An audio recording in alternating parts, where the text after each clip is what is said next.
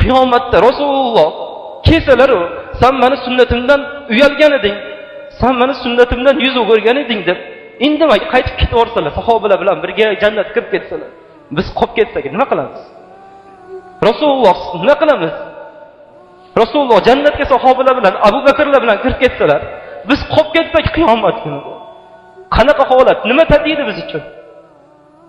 Biz dunyoda shuncha Rasulullohsiz yashadik, ko'rmadik. Yuzlarini ham ko'rmadik. Qo'llarini o'polmadik. Rasulullohni bag'rimizga bosolmadik sahobalarda. Endi jannatda ham ayrilib qolsak-chi? Jannatda Rasululloh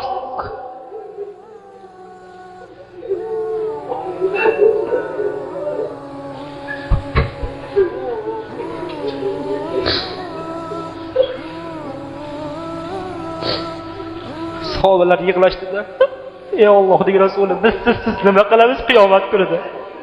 Bu dunyoda sizga o'rganib qo'yamiz, sizni forlaringizga o'rganib qo'yamiz, siz nima qilamiz deyishdi. Rasululloh aytdilarki, innal mar'a yuhsharu ma'a man ahabba. Albatta insonlar yaxshi ko'rganlari bilan birga bo'ladi dedilar. Biz Rasulullohni yaxshi ko'ramizmi?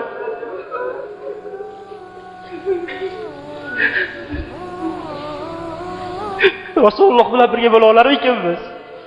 Rasululloh bizni ummatim dermikinlar, ha? Loyiqmikanmiz Rasulullohning ummatlari bo'lishga, safdan joy olishga?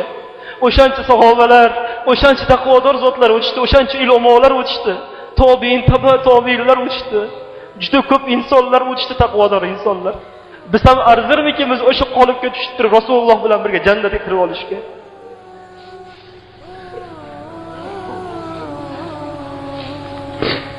Alloh taolo barchamizga nasib qilsin Rasululloh bilan birga bo'lishni.